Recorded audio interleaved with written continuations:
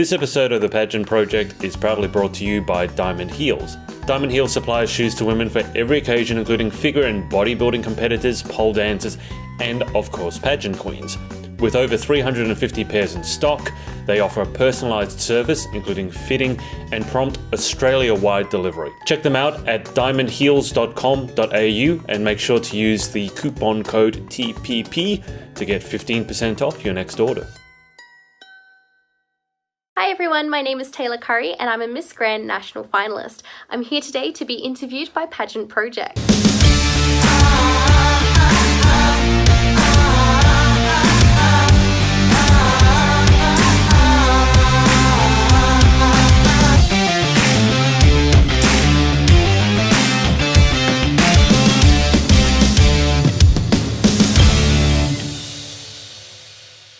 Hey everyone, it's Adrian from the Pageant Project, and I'm here with Miss Grand Australia Finalist 2018, Taylor Marlene. Taylor, welcome to the show. Hi. Taylor, you're coming from the Gold Coast, aren't you? I am, yes, based out in Paradise Point, so very good spot. And let's start with the Miss Grand system, if we can. Can you tell us, I guess, what sort of pageant experience you've had leading up to this point, and what in particular drew you to the Miss Grand Australia pageant? So Miss Grand has been something that I've been looking at for quite a while because of their involvement with Stop the War and Violence. So the whole background on it really intrigues me. So I'm really excited to be a part of the national finals this year. In regards to my background with pageants, I've done Miss All Nations, where I represented Australia over in China at the international final. I placed second over there, which was really good. And my first pageant as well, which I did, which was World Supermodel Australia. So I represented Australia and placed third.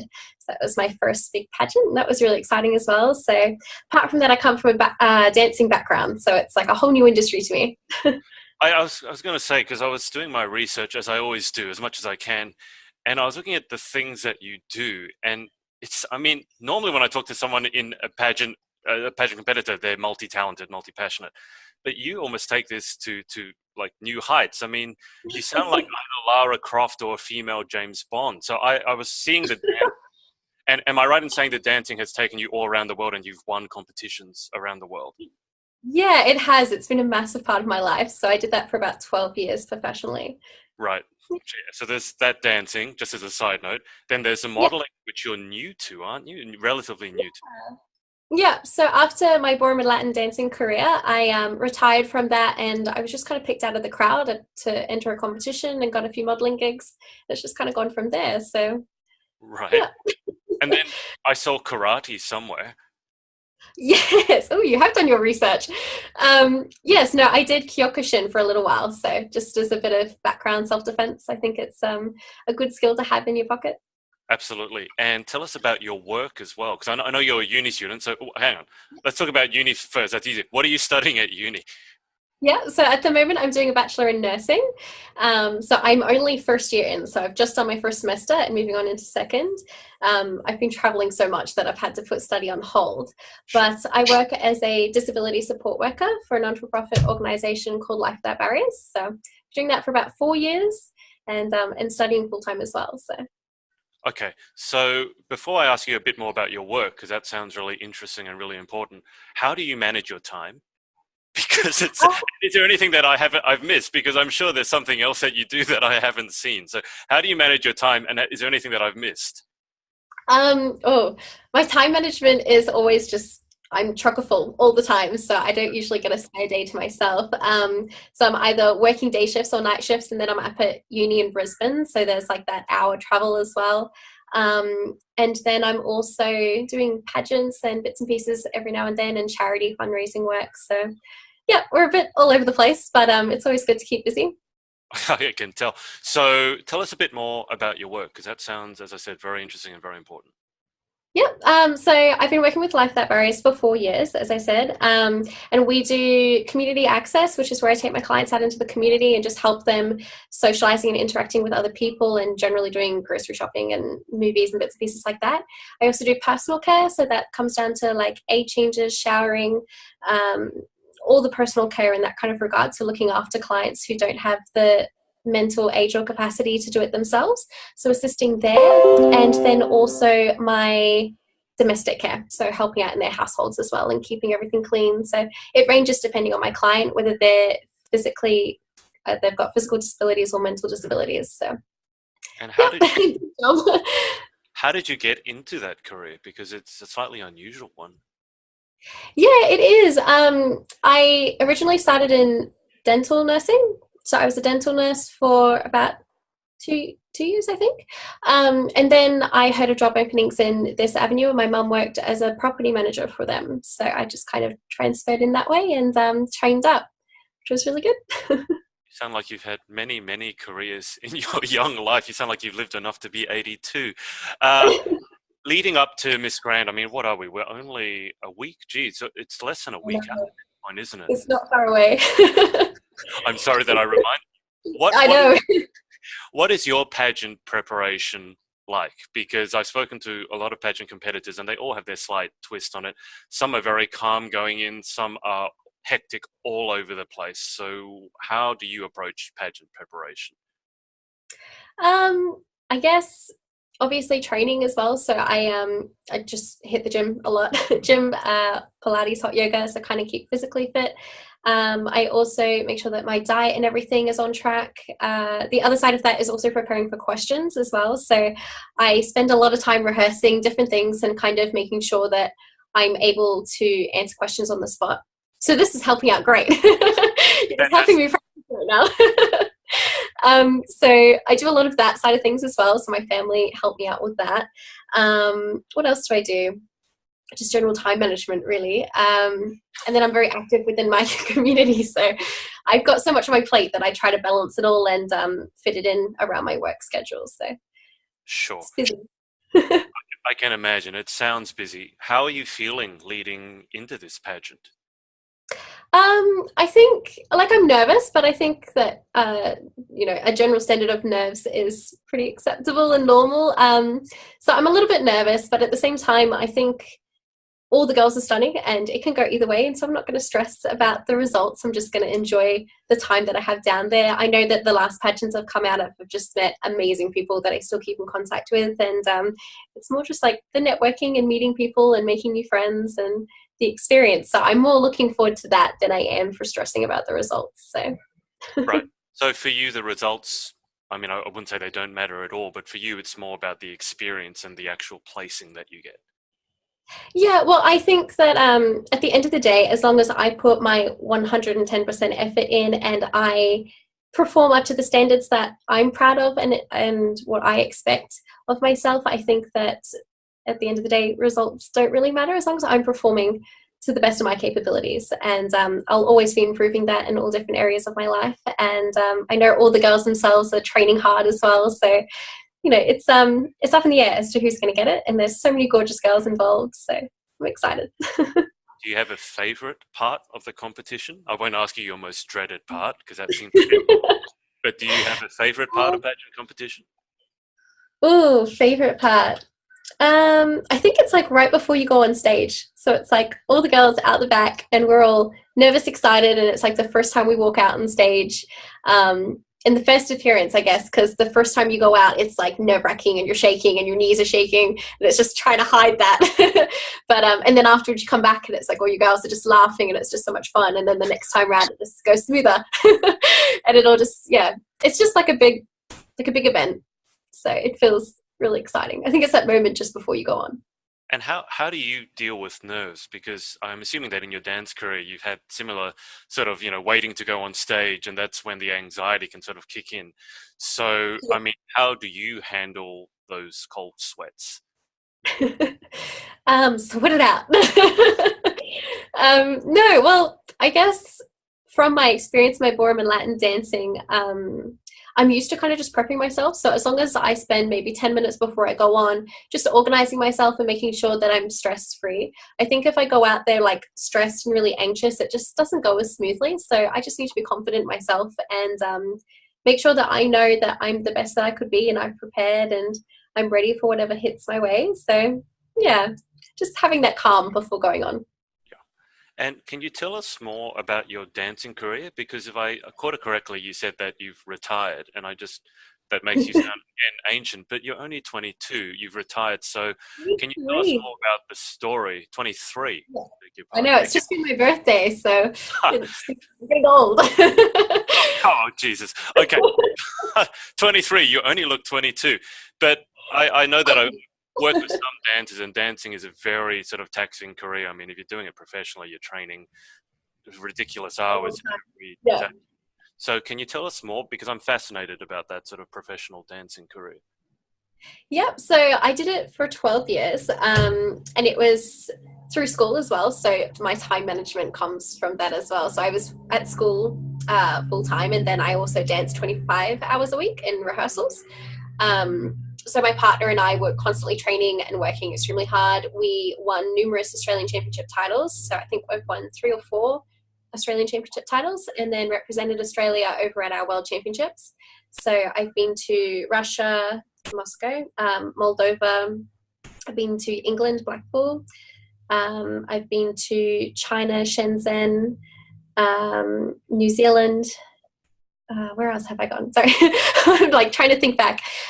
So I've represented Australia at quite a few different countries at our World Championships, and it's been really exciting. It's a life lesson that I think you can only learn in a competitive sport. So it's just great. It really teaches you a lot of things. So.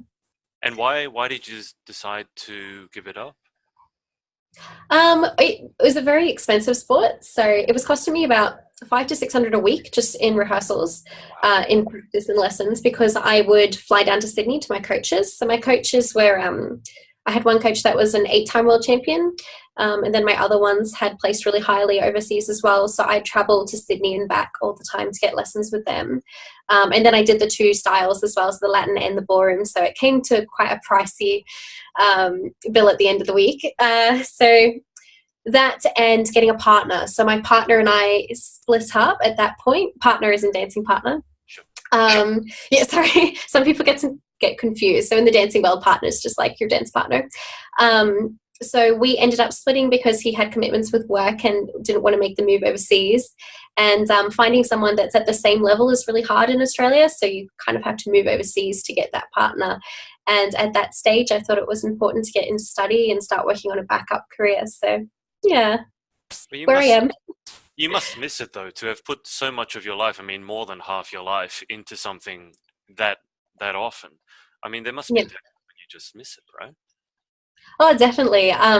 Occasionally I go and watch the state finals and the national finals and just kind of touch base and see how everyone's going. And it's nerve-wracking, yeah, because you get up there and then it's kind of like, oh, this is where I should be. I should be out on the floor. And yeah, you get all that anticipation to go out.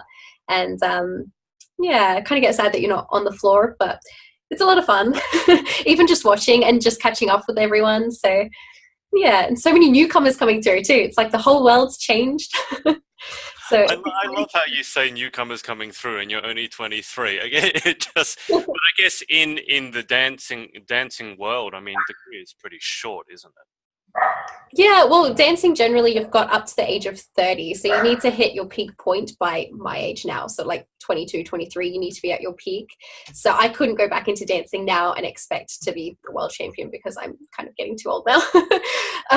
But yeah, it's a very exciting and competitive sport. And did I could be mistaken here, but in terms of dancing and just going out to the club and dancing, did you write that you have a very odd style when you go out dancing, like clubbing dancing? Oh no, I'm the fist pump all the way. I'm that fist pump, like, you know, the sprinkler, the trolley, yeah. Why do the skills not transfer to the club? I can dance with a partner. Like if we go to a salsa club, I ace that. But when it comes to club dancing, I'm just like, I'm so bad. My friends will be like, you know, dropping it. I'm like, yeah, I can't do that. We're just gonna. So the fist pump, raise the roof and the sprinkler. Yeah, press in the corner. By the way, I mean, our national director, our dear national director, Danny Fitch, I mean, did you know that she's also she's a dance nut? I know she's doing a lot of salsa dancing at the moment. I've been following her social media. It looks so good. Yeah, so I'll have to join in on a class. Well, I don't know if she's planning it this year, but at last year's event, she actually had a professional dance couple start off the whole event. So it'd be kind of interesting if they get someone out and you're going like, I could do that. But that's something that you should talk to Danny about because she's To passionate be my about. talent section. Yeah, It's like exactly. me to come in. Yep. What are some of the lessons that you've learned from dancing?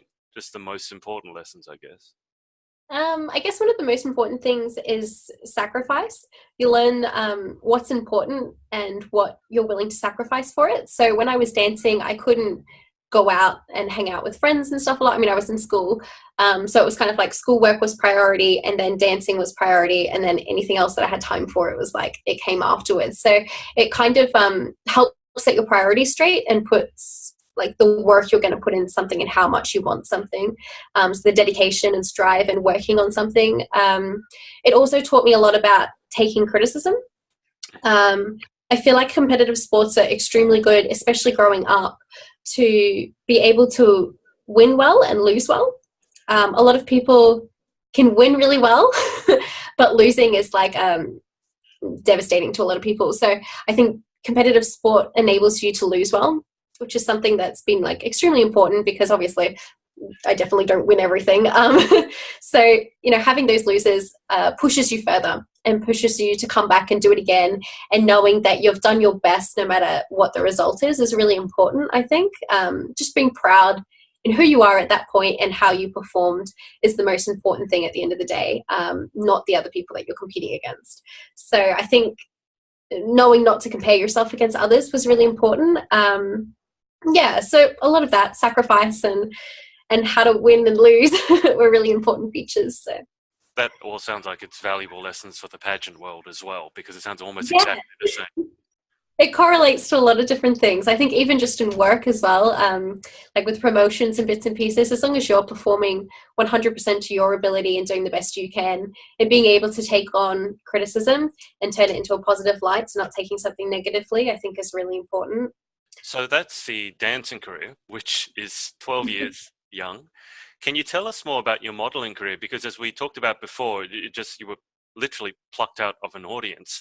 So tell us where your modeling career is at and what it's like on a daily basis.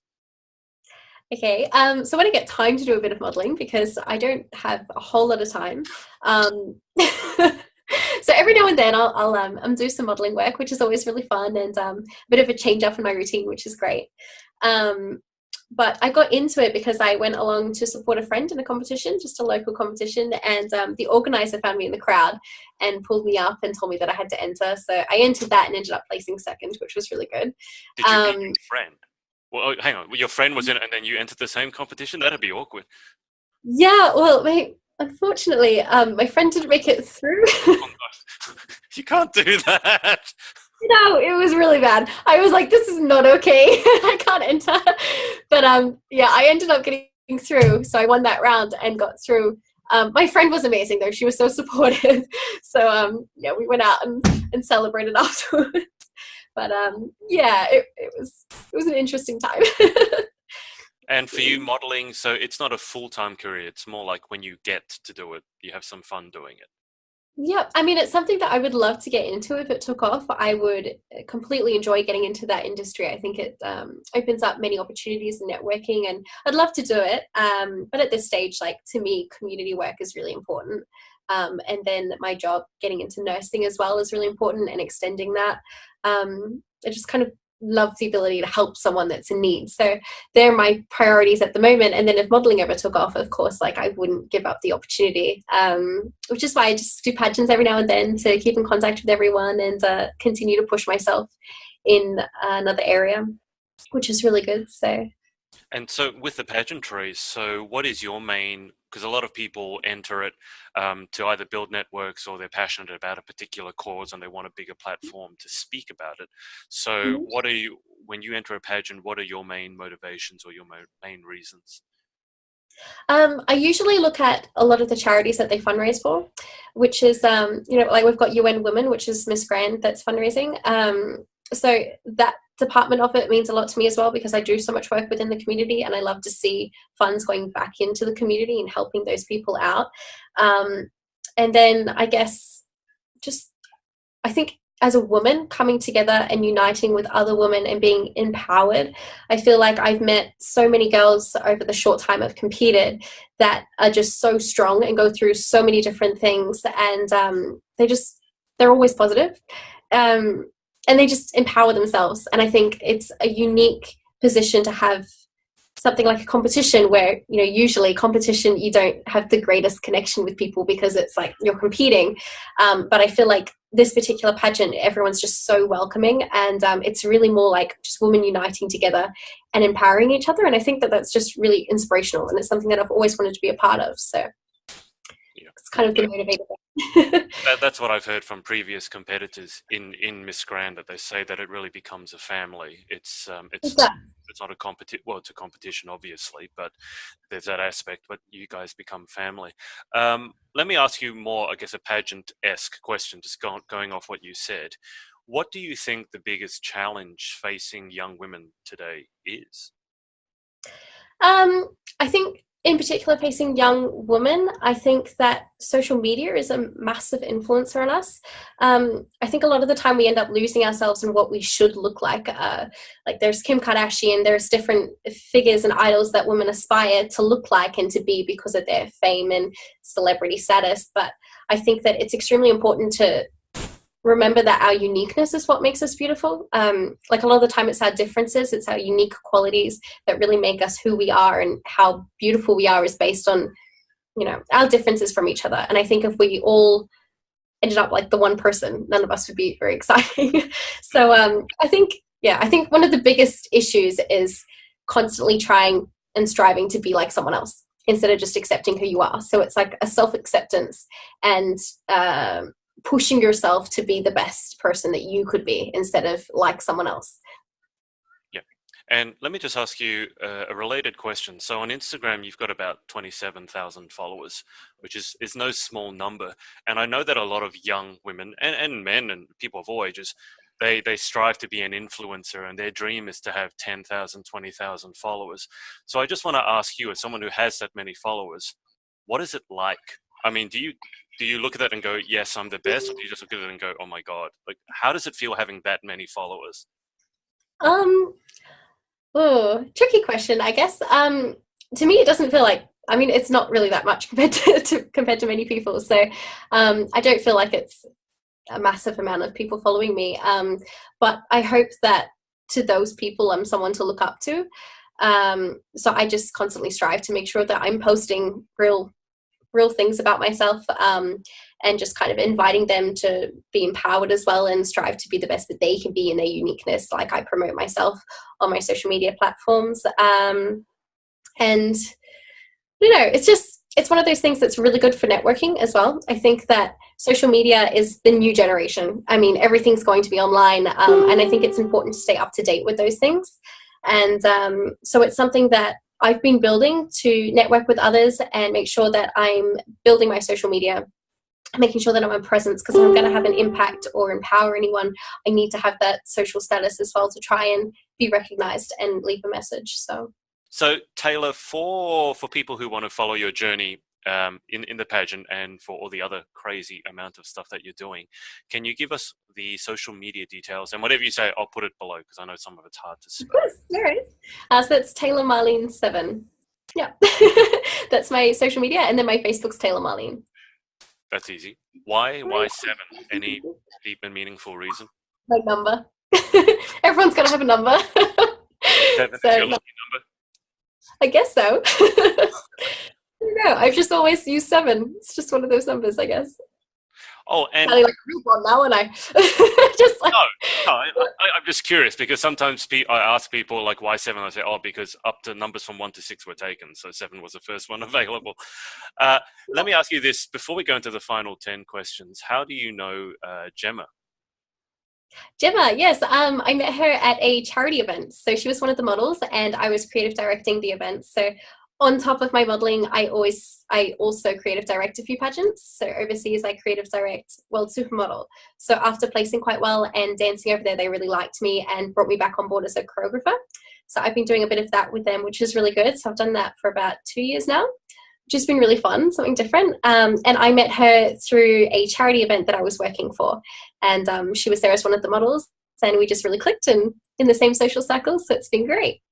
Meeting pageant girls is really good. I like how we just sort of discovered a side career just, in the last 30 seconds.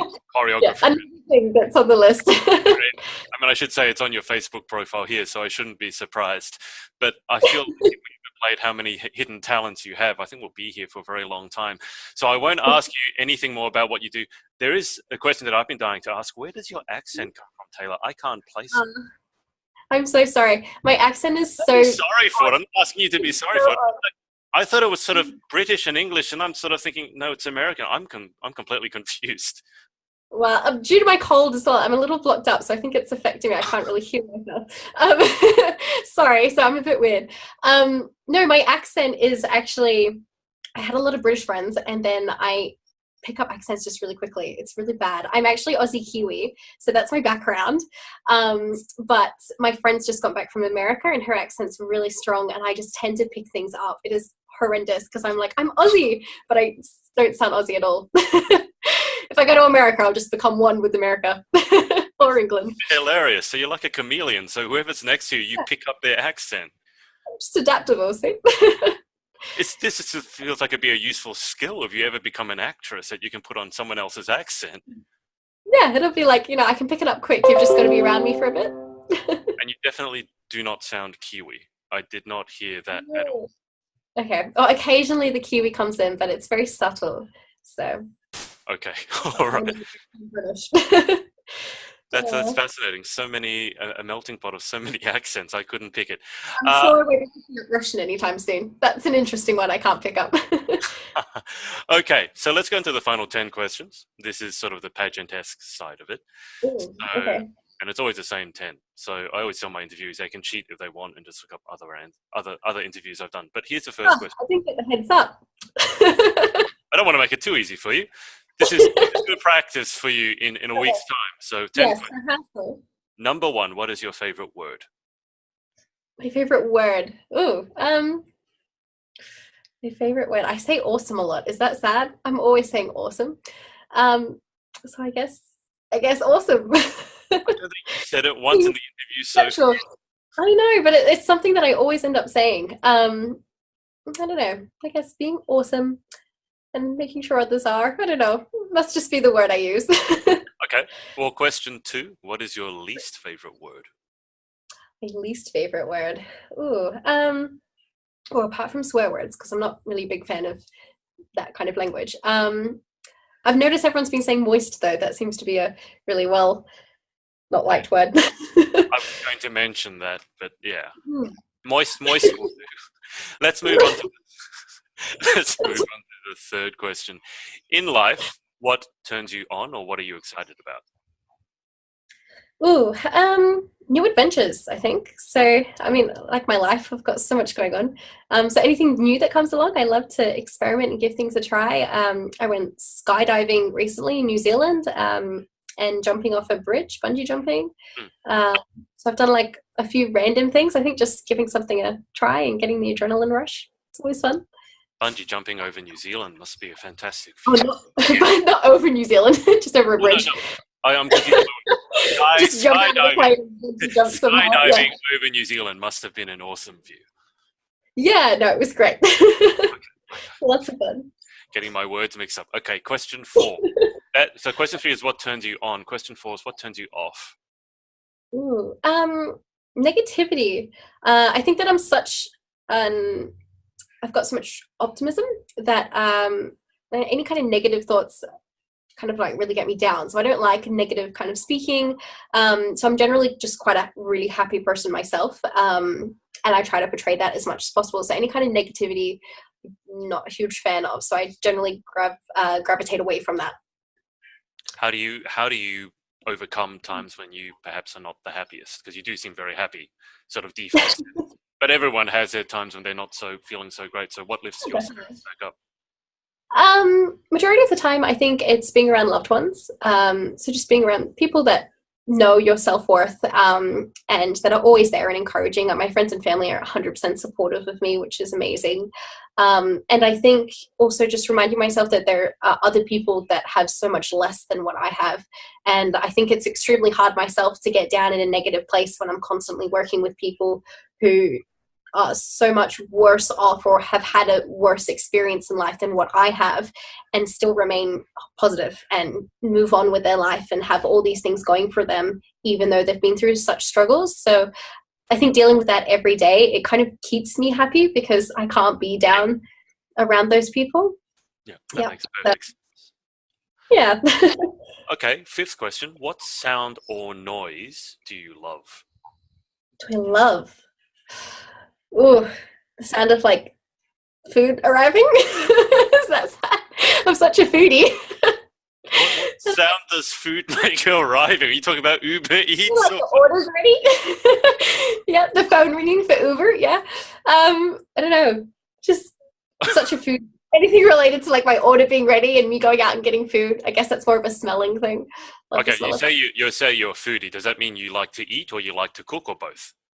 I can't cook. Actually, I'm a terrible cook. I just eat. I'm a horrendous cook. Terrible housewife. Just not where I belong. What, do you burn things, forget things, or it's just you're not made for it, or? I think not made for it. I think with my busy schedule, I've just never really had the opportunity to sit down and cook properly. So a lot of the times I'll just be eating on the go and getting like frozen meals or something, or having someone else cook, and I'm just like eating on the go. So I never really had that upbringing of cooking and learning how to cook so much. Okay. I'm not too bad when I try, but yeah, I'm not the greatest. Okay. I just not to people. Let me give you a rather bleak scenario. If today was your last day on Earth, what meal would you most like to have? Oh, sticky date. Sticky date. Sticky date. Oh, it's the best. You can't go wrong with sticky date and like vanilla bean ice cream. I could talk about this all day. When we end up at Miss Grand, if Tasha Ross is there, she might be one of the judges there. Speak to her. She's currently Miss Universe finalist. She in our interview she talked about sticky date. Like that's the one. Yep. She's my girl. We're gonna connect. We'll connect over sticky date. We'll connect over. That was ironically. What sound do you love? What sound or noise do you? What smell do I love? Oh yeah, that should be one of the questions. But what sound or noise do you hate? What noise do I hate? 100% my alarm clock. I never want to get in the morning. Oh, it is the worst sound. That constant dinging. Yeah. Okay. All right. Well, that definitely makes sense. I have to set 100 alarms to get up in the morning, so it's not fun. One of my interviewees had a walking alarm clock, a running alarm clock that, because she hated waking up as well, and it would make this horrible sound. And then if you didn't turn it off immediately, it would run away from you and keep blaring and making the sound. That worked for her. Because she'd have to get up and chase it. Yeah. Unfortunately, the first time she tried doing that, it went under her bed and got stuck and she couldn't get it out. So for the next 5 or 10 minutes. Anyway, that's irrelevant. Let's go on to the next question. If you could have any one superpower, what would it be and why? Ooh, I'm going to be really stereotypical and say flying. No, it would always just be amazing to fly. One of those things. Same answer as Gemma. Oh, there you go. See, no wonder why we're friends. Besties, both want to fly. What job or occupation, other than your own, would you most like to attempt? Ooh, I guess my nursing, which is what I'm training at doing. So it's very similar to what I do now, I guess. So, I'm kind of heading down the way that I want to go. So sounds good. Okay. Yeah. What about what job or occupation other than your own would you definitely not like to attempt? Ooh, I don't know. I kind of myself, I've had like a quite big variety of different jobs. Like when I first started, I was a cleaner. So when I was working, when I was at school and dancing and everything, it was just like a real side job, cleaning a real estate agency. So I did cleaning, so ranging from there all the way up to nursing and dental nursing and everything. So I don't know that there's a job I specifically hate to do. I mean, in my job now, I'm practically kind of like a mother because I do all the personal care as well. So I don't know. I feel like I do everything. So I don't know. There's good and bad for every job. Yeah. Now, ironically, Gemma's answer to that question was she didn't want to be. And you know that she works in real estate, and you just said that your job was a cleaner at a real estate agency. This is so weird. I'm probably after hours, like, oh hey Gemma, just clean. She's gonna see this and be like. Okay, final question. If heaven exists, what would you like to hear God say when you arrive at the pearly gates? Ooh, if heaven exists, I would want to hear Prince singing. I'm a massive Prince fan, and he's obviously passed away just 2 years ago. So I think arriving, it would just be amazing to just hear him singing. I think that would be amazing. Song? Arrival. Ooh, Let's Go Crazy. Good choice. Do you listen to Prince on like electronic, like digital format, or do you have the old school vinyls? Well, we've got everything. We don't have a vinyl player though, so I listen to him on my iPhone. And then we've got a whole stack of CDs and different pieces that we've gathered over time. So yeah, I saw him live twice. It was incredible. I was like VIP seats, so he like winked at me and handed his guitar down to me, and I was front row. It was so exciting. Wow, that's not something that everyone can say. You got winked at by Prince. Yeah, and he gave me his guitar. It was like his Purple Rain guitar. You can tell I'm passionate. Well, he didn't just give it to you. Like, he let you hold it, right? You didn't get to keep it. No. Security took it off me pretty quickly. But no, he was just at me and winked at me and like passed his guitar down to me. It was just one of the best moments of my life. Amazing. Wow, that's a brush with celebrity if I've ever heard one. Well, Taylor, look, we're only a week away from Miss Grand, so when we release this interview, it might only be a day out, or it might already have started. But best of luck in Miss Grand. Thank you. And I'm going to thank everyone for watching, and we'll speak to you soon. Thank you so much. Hey, it's Adrian. If you'd like some pageant coaching to help you win that title, or you'd like to keep up to date with our interviews, check us out at thepageantproject.com. Speak to you soon.